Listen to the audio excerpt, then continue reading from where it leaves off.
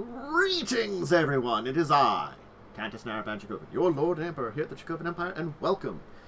Today, we're going to be talking about, well, for one thing, we're talking about the Grand Duchy of Alkenstar, but we're also talking about the location that it's at, the Mana Wastes, because you can't have one without the other.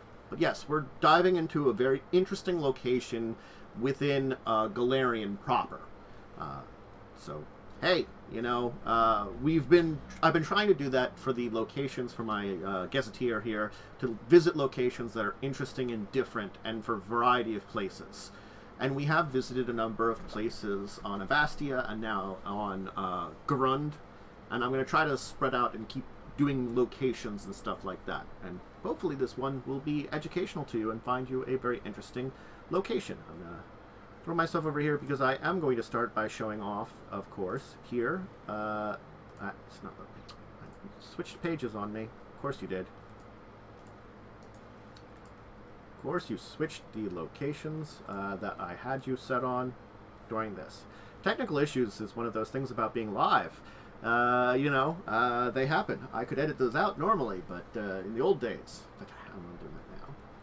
So, and yes, please ignore, I have a fan going. It's getting to be spring and summer. It's hot. You might hear that in the background. It's going directly on me. The Inner Sea World Guide is the main book I'm going to be using. Of course, I usually use the Pathfinder Wikipedia page alongside of this. I basically use the two of these combined to give you appropriate amount of information. There aren't a lot of books that talk about Alkenstar. There is an adventure which revolves around Alkenstar, the Outlaws of Alkenstar, which have some information in it too. And also, if you wanted to look deeper in the old campaign setting for 3.5 D&D, you could also look there for information on Alkenstar and the Mana Wastes in general. So that's kind of where we're at. Let us talk about that. So, let's talk about where Alkenstar is located, because Alkenstar is a relatively new nation. But the location that it is within is a pretty major location. It is the Mana Wastes. Effectively, two great, powerful magical nations, Nex and Geb, went to war with each other, and we'll show off the symbol of Nex there. I'll just X this out here. So this is Nex, and this is Geb, and those are the two locations. And then we'll go to Mana Wastes here. That's the symbol of the Mana Wastes. We'll stay on this one. They went to war, and they warred for quite a long period of time. And the result of their war was the green fields that were once known as, that are now known as the Mana Wastes, were reduced to devastation, magical pollution. It changed the way that magic worked in this entire region, because they threw an all-out magical war of powerful spells back and forth, damaging reality in this one area in a way. Magic becomes wild and unpredictable. There are areas it's just primal magic. Other areas that is dead magic. There's no magic whatsoever. And so you don't know what you're going to encounter in the Mana Wastes. You are either going to be with dead magic, primal magic, or just normal magic. It could be normal. It could be primal, where it's wild and unpredictable abilities, or just magic doesn't work whatsoever. And the other byproduct of all this is monsters, creatures that are enhanced by this magical, basically, abilities and radiation that have altered them in massive amounts of ways. Yeah. The conflict, the magical assault, ranged from about -892 to 576 AR. So it was during this time period the most amount of skirmishes happened, and the conflict between these two wizard armies kind of took of its head. And it was the kind of apocalyptic battle that resulted this.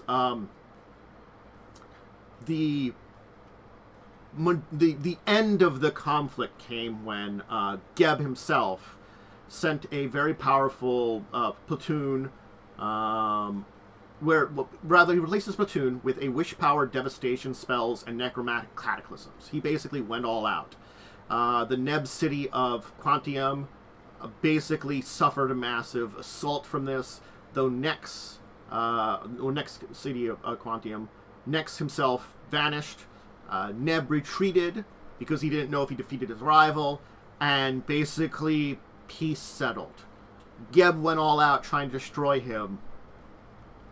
It didn't seem to work, but, you know, it was enough to stop Nyx from having basically a counter-assault.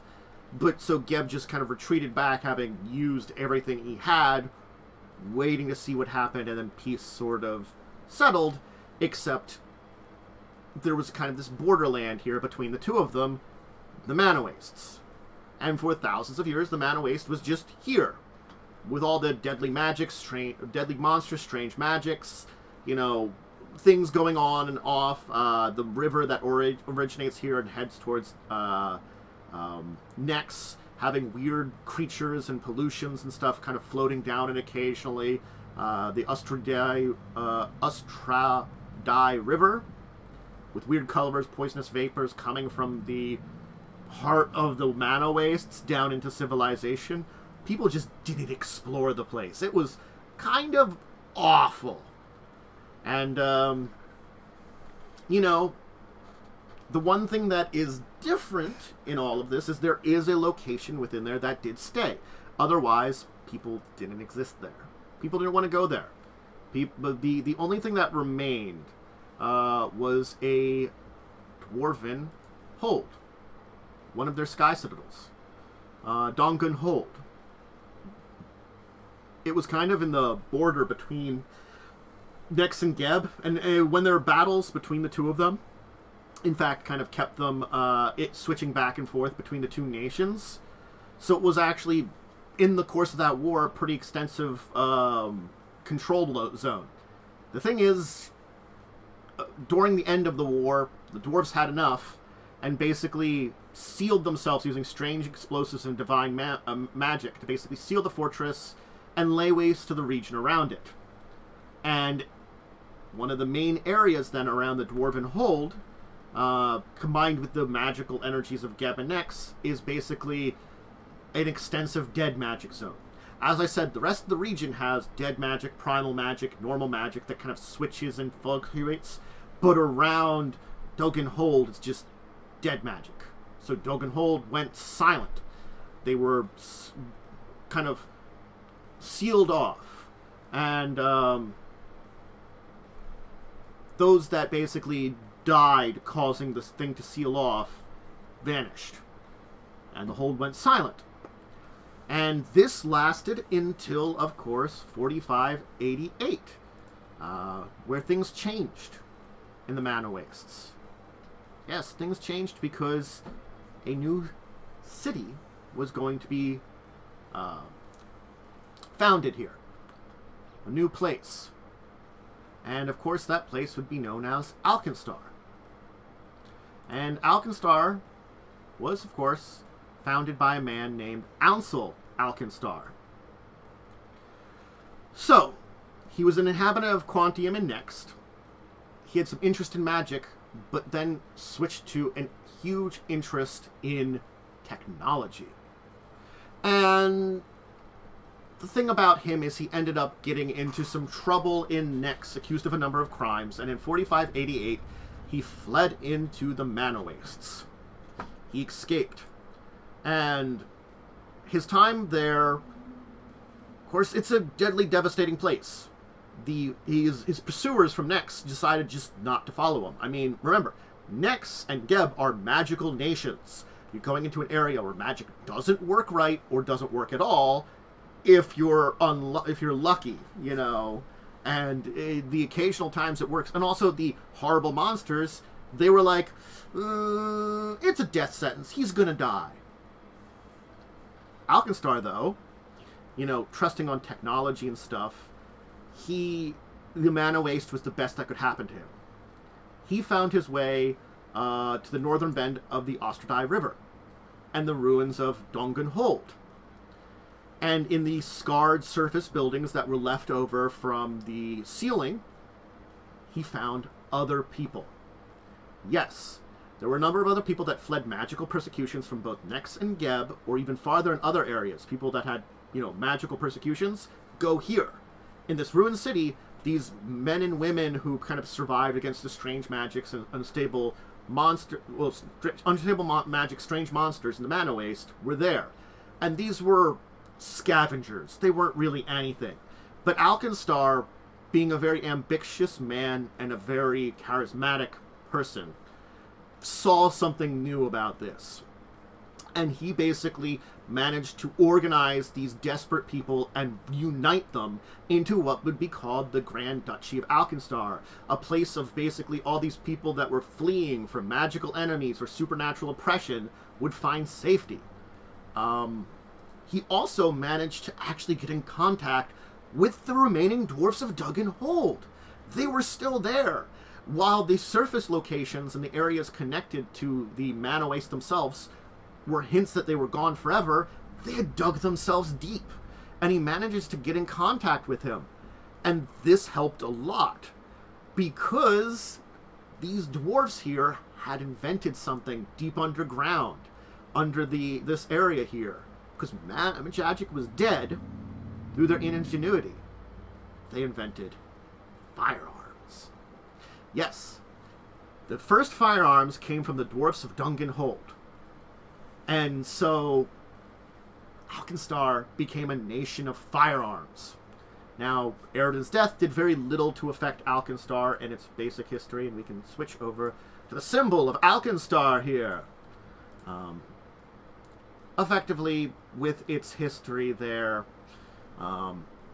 its technology started from this, like, the want of Alkenstar and his want of, you know, understanding it, and his connection with these guns here, Ansel Alkenstar, to, of course, developing a lot of advanced technologies here.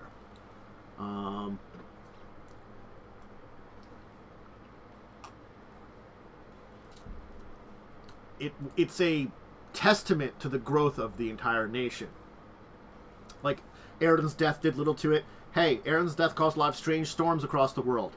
Guess what? Alkenstar already had weird weather, magical stuff. And, of course, Geb and Nex are threats to them still, too. They're a small nation in between them.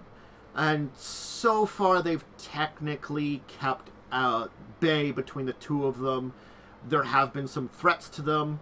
Some conflicts of raids from giants, and of course attacks by the Charu-Ka armies of the Gorilla King, which there was a big battle in 4690 where he led his armies through tunnels under the Shattered Range to make a surprise attack. They tried to use their massive weapon, a basic experimental bombard, against him. It misfired, fell into his clutches, and Alkenstar's army did defeat and drive off the Gorilla King back to the Mwangi Expanse, and they lost a lot of, you know, pride during that time. So certainly, dealing with, you know, things like the Gorilla King and stuff like that are issues that they have to deal with. And talking about the Gorilla King isn't the Feral Monarch of Usaro in the Mwangi Expanse, and is a magically awakened gorilla. So, it is an actual gorilla. So, just to note that there. And the current title holder is a human dire ape called Ruthkasek. So, that's not really the same one that went after Alkenstar, but there is this power base in the Mwangi Expanse to keep in mind as part of this entire thing. We're not even talking about, like, everything that's there. The gunworks were founded in 4620, and one of the main weapons that they have, their second largest bombard, the Great Maul of Rovagug, was created in 4650. We'll show you the Great Maul here in a second, just to see it there. There's the Great Maul of Rovagug, just to see it there for a second. Big old cannon built into a wall. It's basically a 81-inch diameter bombard with a range of about 8 to 19 miles, firing 3-ton shells, capable of leaving a 60-foot crater. It's been fired twice as of 4709. First as demonstration, and basically the second time to ward off 3 rampaging sand krakens. Because remember, magical things, we don't have just krakens, we have krakens that live in the sand in the wastes. Because Mana Wastes. It's built at the face of the Hellfallen Cliffs, basically to the main part of the waste, and it takes 14 men spending a full hour to reload it. And it basically, for now, it deters the giant incursions, and if the Gorilla King decides to show up again. If that happens. If it doesn't, well, you know. So, Alkenstar, relatively small nation overall. They got guns. That's a big part of what keeps them alive there. And, you know, they're filled with engineers and alchemists that have developed technology far more advanced than the rest of the regions of inner sea regions.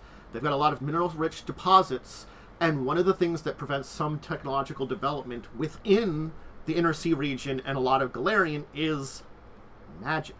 Magic creates a lot of conveniences. So certainly there are developments technological that are things that are easy for technology instead of magic, but there's plenty of things that magic makes that replaces technology with.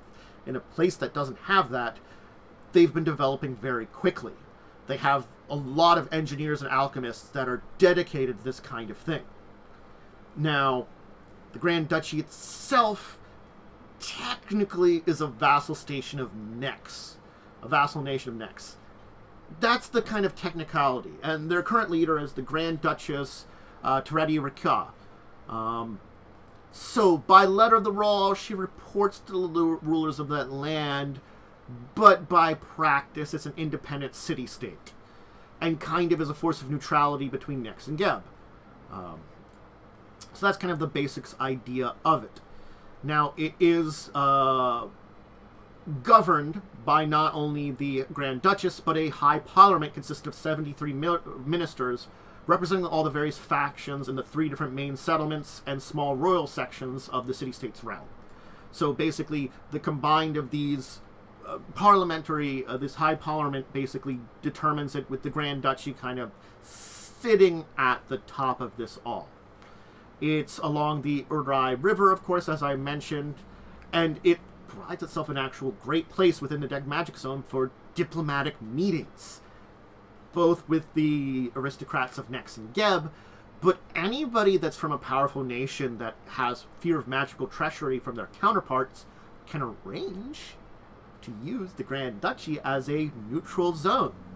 And tithes and taxes and from offerings from these diplomatic venues have earned Alkenstar another source of a lot of money, not just because of also the firearms and technological engineering feats.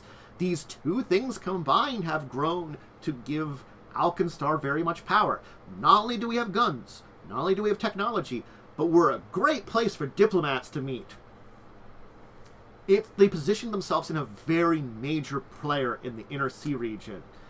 And yes, there are dangers for that beyond the mana waste, because a lot of people could look at them very, jealously. So let us talk about the locations within... well, let's talk about the geography a little bit before we talk about the other locations within it. Because it's good to know what's in the mana waste. Of course, the,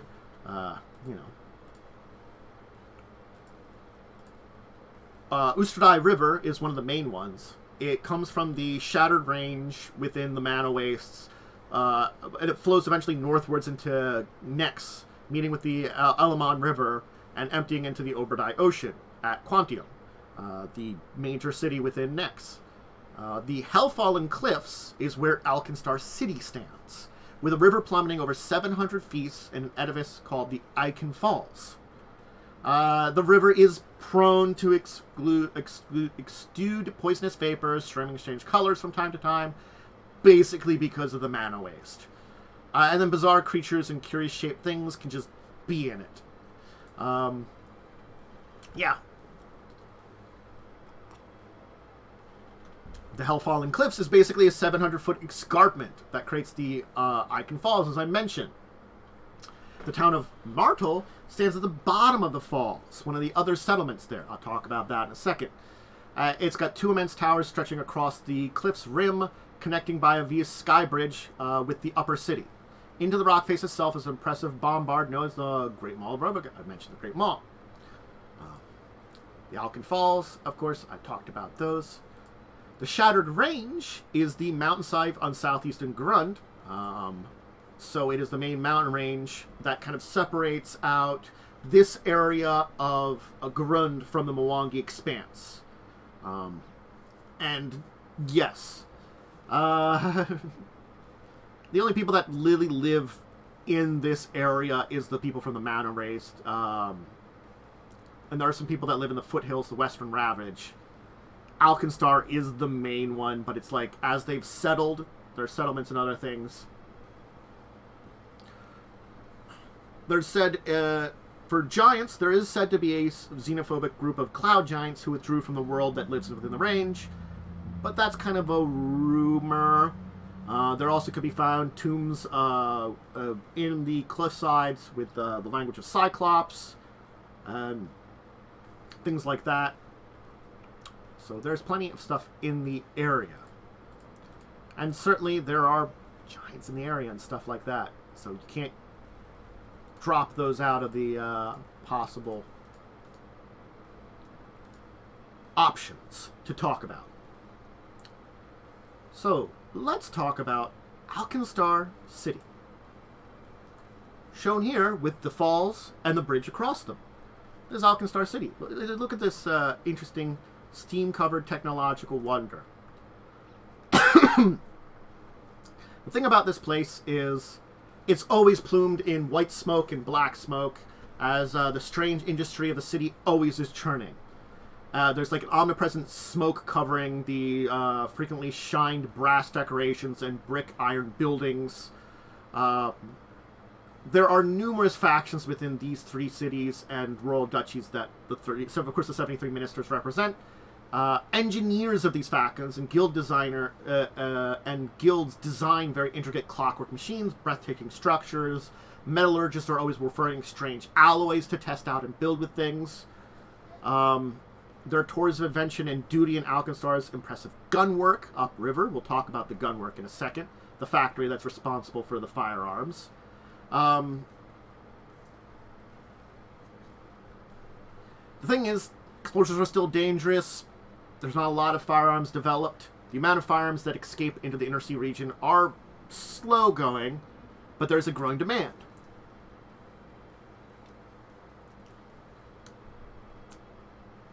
Anyway, we can also talk about other locations here. There is the Cloud Reaver Keep.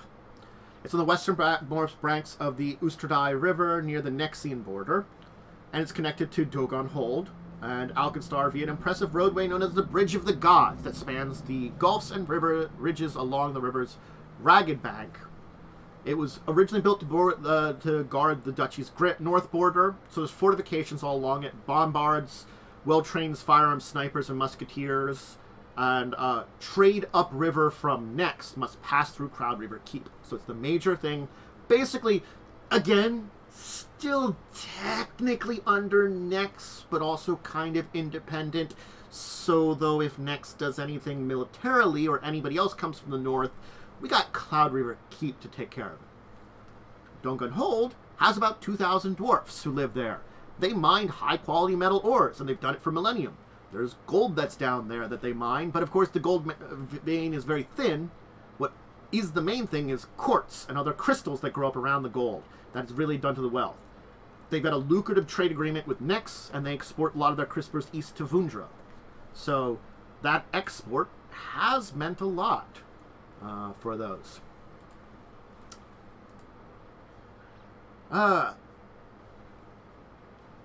Bridge of the God is, of course, a marvel of engineering. That's what it molds from a mile in a gentle arc over the hell-fallen cliffs at a height of 500 feet, and it connects to the Cloud Reaver Keep and the three spires of Alkenstar City.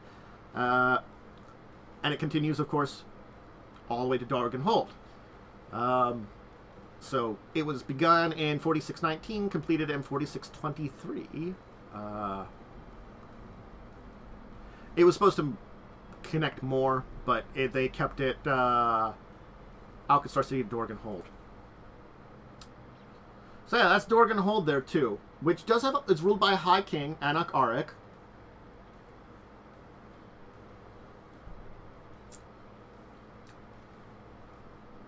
So it's sort of like Dogenhold is part of Alkenstar, but it is almost their own thing too. So it's kind of an interesting idea for their idea. And it's an ancient city that's existed there for a long time. Remember, it's a dwarven sky city sky citadel developed during the quest for the sky. If you missed my dwarven episode, check it out. Maybe I'll remember to link that in the description below. Or I'll probably link that somewhere. Yeah. Anyway. The original hold was built as an alliance with Olirant, and so it's an ancient place. And certainly, getting back in contact with the real world after a long time has changed things a bit. Yeah.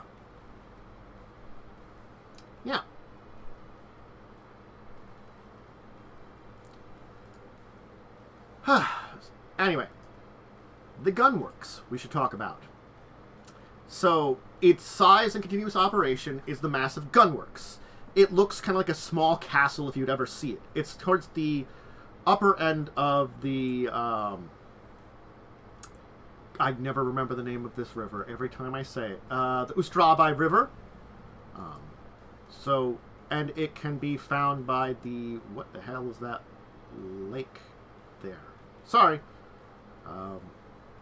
By the lake at the head of the river, basically there, is where you can find it there.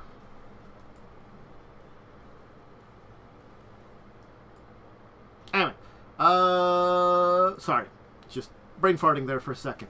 Anyway, the thing about this place is it doesn't produce a lot of weapons. It's called the Gunworks, but it doesn't produce a lot. A lot of the gunworks is basically theoretical science and developing, where engineers and metallurgists are trying to perfect firearm production. Second, we get the Mall of Ravogog, which was constructed here, and a lot of other, powerful things that can occur. The idea of the gunworks is to basically develop guns more. It's why muskets and flintlock pistols are the main thing which you will find in other areas of Golarion. But revolvers and rifles exist. And they're developing more and better gun and firearm-based technology constantly. Trying to invent new things or master what they've been working on. That is what the Gunworks is. Not a place... Yes, it produces guns, which gets most of which go to Alkenstar City and the nation of Alkenstar, some of which go into the inner sea. But it's developing it and basically inventing something new, which is the heart of the entire thing. Martel is a city along the way. It's in between the Gunworks and Alkenstar City itself. It's basically two immense buildings joined by impressive metal and stone bridges over the river. Martel is where the wealth of the nation is kept. Deep vaults guarded by strange clockwork creatures and explosive traps basically keep the nation's wealth. So the biggest treasury of all is found in Martel. Also, the Grand Duchy's gun marshals make their headquarters in Martel. The town is also the center of banking for the Grand Duchy, where financial practices are advanced. Basically, the financial practices of the banking are also advanced by the technology of Alkenstar. They are probably one of the best banking systems to deal with for financial dealings. And they are... The thing is, though, also, they are effective at financial dealings, but because of this, they don't have magical guards. They have a science and technology. They have a kind of slightly less than trusted reputation in the Inner Sea region for their banking, just because they're different. Just one of those little things about it.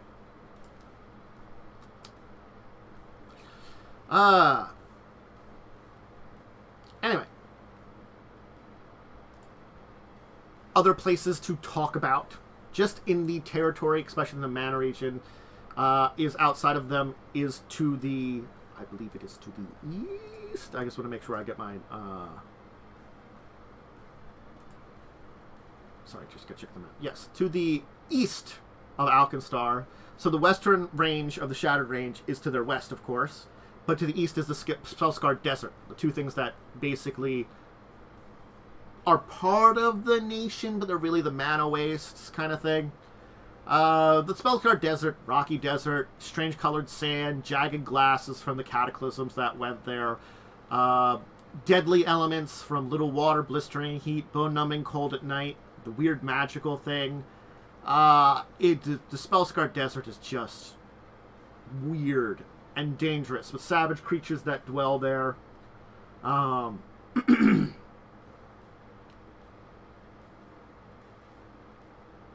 there's a lot of stuff. There's like the six-armed freed Calicangs, who were once servants of Nyx, who basically got free and find themselves on the coast of the Manaways. So they're a group that's more independent, but in the region. And there are some like nomadic peoples, humans, gnolls, dwarves, goblins, other humanoids who once dwelt in the area between there. But many are deformed monstrosities who rule by might. So you might find weird mutant gnolls, dwarves, goblins, humans, or other possible humanoids that lived in this area. You know, and, you know, some of them have managed to get a hold of some firearms here and there, you know, to rule the wasteland, so to say, in their region.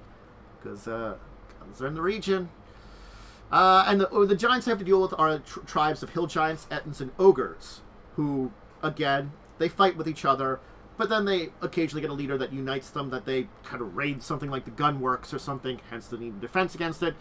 And, you know, sometimes they can have some relative success grabbing a few firearms or cannons, which the largest giants can just wield as big rifles.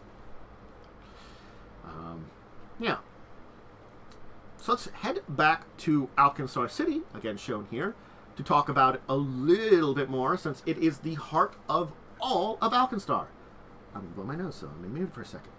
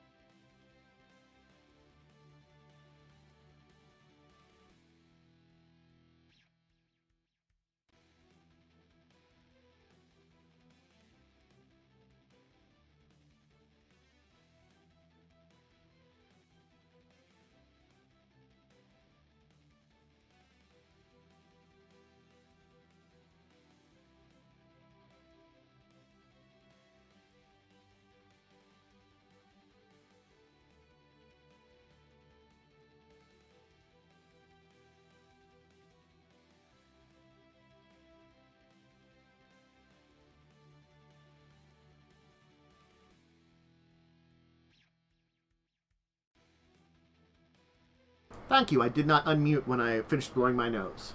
There's a little bit of me, like, pretending to talk. Anyway, I was saying, we're revisiting Alkenstar City again to try to finish up today, because, again, it is the heart of Alkenstar. As much as we have our, of course, Dwarven Hold, with Dungan Hold, with the Sky Citadel, and Mardel, which is their treasury. Dungan Hold, again, if you want to know more about dwarfs and stuff right there, I had an entire episode of dwarfs, which I'll put in the description, linked in when I go up on YouTube here. But the heart of what is Alkenstar City, named for the person who founded it. So to the west of the city are the Cragrit Hills, which are an important region also, as there's a number with mines and factories in that area. It's got a lot of iron and coal. Most are tend to be abandoned, though, or expended, because they're far from Mardel. So it's a major area. It seems that some of them are being kept. A lot of mining happens in Dungan Hold. Basically, again, they mine where they can, but the entire region is mineral rich, which is great for them. Alkenstar City has two main districts, Smokeside and Skyside. The Ostradai River naturally separates that. Smokeside is the kind of dangerous, poor half of the city. It's pretty much the area that's locked in permanent anti-magic. You don't get arcane, you don't get divine spells here. So, that's the thing is, if you tumble down the stairs, it's just as lethal as a bullet. Magic healing does not exist here. And you don't have a lot of great doctors. Most of the doctors in this region are very unpracticed, and so there really isn't a great way for citizens to remedy any kind of deadly injuries or disease, things that tend to be healed a lot more in other areas of the world because of magic. There's a lot of gangs and criminal organizations that operate out of the soot-covered factories. They rule the streets beneath the burning smog. This city, though, is one that's highly sought out because it's one of the few places in the inner sea that if you want to avoid magical detection via any kind of divination or scrying or any kind of eldritch means, you simply have to just be there. And in amongst the smokestacks and the filth-ridden alleys, magic doesn't work. You're safe here. The side of the city on the east side of Ostride River is Skyside. Because of the towers that are there, and it's among the few places in Alkenstar where one can penetrate the smog and see the sky. The river itself is an area of basically primal magic that washes down the Alken Falls, and so occasionally some of the magic there seeps into the waters of Smokeside and Skyside from time to time. The wealthiest, most established Alkenstarians live in Skyside. This is where the Grand Duchy holds its basically sway. It's where most of the engineering guilds, metallurgic factories, the bridge and Abadar worshipping temples are, universities of alchemy and primal magic. People come here to study primal magic. It turns out the area with a river of primal magic is a great place to study it. And a lot of organizations and businesses at Skyside utilize the basically magical energy here that courses for the soil. It's arcane remnants of the war, and it drives the industry here. Profit, progress, power. So, it is a dichotomy of the haves and had-nots. Those who haphazardly use magic in their privileged daily lives, and those who subsist on the raw, unforgiving world of machinery and grit alone. The presence of clockwork automatons constructed by Skyside's wealthiest engineering guilds and a burgeoning technology of guns has been a big factor in this kind of build here. So it is a very unusual region here in Alkenstar City.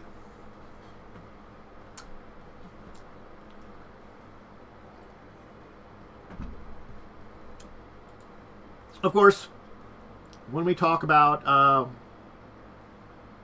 Alkenstar, we can talk about that it is a mostly human population.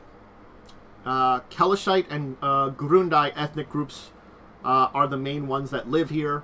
Of course, because the Grundai, being the people that are born, the original people for Grund, and the Kelishites from those that, you know, I talked about the Osirian conquest and the Kelishite influence over the region.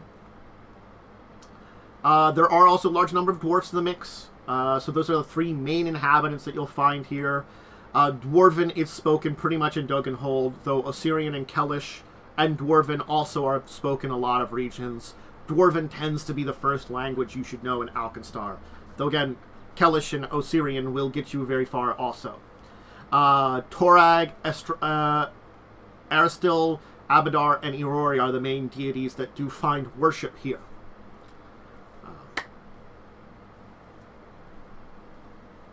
As for trade, firearms. It is the one major trade that they have. But they do keep the supply very limited. They do it very slowly. The prices are also very high. This keeps Alkenstar very rich, of course. And a lot of the guns they produce and stuff like that is basically protecting themselves from the rest of the world. And they do keep the product scarce. Exporting firearms is a thing that they do very cautiously. So it's not like they're not going to send something out. It's just, you know, it's very simple and, you know, controlled. The other great thing that they have is, of course, the massive amount of engineers, alchemists, metallurgists that they have, the citizen expertise in it. And another thing that they oftentimes do is send out some of these masters they have on lucrative contract jobs. They will hire out their engineers, like alchemists and metallurgists, to do. And again, they're mineral rich here. It's another thing that has allowed them to grow this much, is their massive amount of minerals from the mountains all the way down. So, as much as the Mana Waste is an awful area to live, you know, the place is bustling. But there is a disadvantage here. Mana Waste doesn't really grow anything. It's very arable land. Finding arable land is very lucky in this entire region. So most of the food is basically imported from Geb. Yeah. And the one thing that they do trade, though, is there is something that they can get here. One of their few goods that Alkenstar trades with Geb that is something they can produce locally, is a potent ice wine. So it looks like they do have something they produce that they can trade with Geb to get a lot of their food. Anyway. But that's Alkenstar and the Mana Wastes. The Mana Waste is a pretty sizable region, and the Alkenstarian people, though they're fairly ununited, is the best way to say it. Yes, they have this like constitutional monarchy with a Grand Duchy, with the Grand Duchess in charge of it, who's, you know, taken over from the line of Alkenstar himself. And, you know, they've got this council of ministers representing them. Places like the Dwarven Hold itself, kind of independent, but still under them. It's an interesting thing that these various factions that work together, that form the High Parliament, kind of represent the city-state itself in a very grand way. There really isn't as much people in charge of Alkenstar. People, think about the smoke side. Gangs and criminal organizations run factories and small regions. It's much the same way with the larger groups there. Granted, they're not getting into the High Parliament, but various factions of merchants and engineers and kind of things like that make up these ministers. The various, it's not sections and regions, it's factions. So there are 73 major factions that control the nation. That's what you have to think about. And it's not a big nation. It's just such a powerful nation. It's a place of pretty chaotic. Strength, chaos are these two big things. The city itself might be organized and seem lawful in a way. Certainly there's a lot of defensive power. Guns and steamwork constructs that, you know, clockwork constructs which just crush their enemies. But the crime, the overall chaos of the Mana Wastes is almost reflected here. It's a very interesting place. And yes, if you just hear Alkenstar has guns, that's really cool sounding. But there's so much more to it. It is a unique place where, again, if you want to check it out, there is a book that is. Outlaws of Alkenstar is the adventure path that you could check out. Let me see if I can get a picture of the player's guide for you to check out here. It's a three-part book that takes place within Alkenstar, and if you wanted to check it out, that would be good ways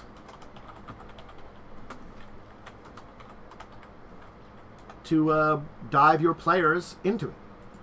Certainly.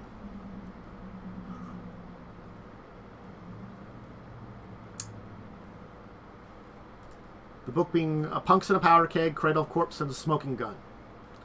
So, it ran last year, and I'm just suggesting if you want an adventure in Alkenstar that, rather than just using it yourself, that is one that basically sets yourselves in the smoke side of the city and deals with a gang of outlaws that are fighting with each other. So, you're a group of anti-heroes with a vendetta. Basically, vigilantes taking care of a bunch of criminal organizations and stuff. You know, a very interesting kind of setup that you can check out yourself. But, so yes, that is the Outlaws of Alkenstar. The one last thing I did want to mention, to throw out there. Oh, I can throw this over here. There you go. There's the free PDF of the Player's Guide. Zoom out here a little bit. There you go. You can find it online for free if you want to check that out too. But I just wanted to mention that too, because again, similar to other places I've spoken about, like I could talk about Ustlov, and I can mention that Carrying Crown takes place in that when I talked about that. When I talked about Osirian, I probably should have mentioned the Mummy's Mask. Takes place there. I think I did. But this is another one that has a nation that has a adventure taking place in it. And certainly, yeah, you can make your own things with these locations. And I do recommend that, using these locations for your own adventures. You can be as creative and interesting with the concepts that are developed here, with the basic details, and advantage them and develop them how you want. Your version of Alkenstar could be as different from anybody else's version of it, and just as interesting. And certainly, taking a pre-made adventure and doing that, or just not, is also an option too. I like using pre-made adventures occasionally, but I also like just going on adventure and enjoying them too, and enjoying visiting these locations. So, I recommend definitely checking out Alkenstar and using it. You know, the books I've recommended are great places to check it out more and read into it yourself if you want to read in more. I've gone over a lot of the basics of this that are in the books here. Hopefully you've learned enough that you know enough about Alkenstar that you're interested in using it. So, hey. Anyway, I think that's going to be it for me today. I hope you learned a lot about Alkenstar, a very interesting place in Golarion. We'll have more of these in the future as I talk more about my Golarion Gazetteer and introduce you to more locations across the great world. The great planet of Golarion, its various continents.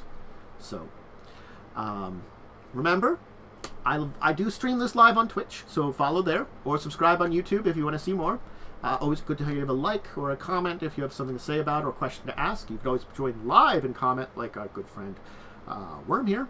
You know, Discord and Twitter are great places to check out my stuff and what I'm doing.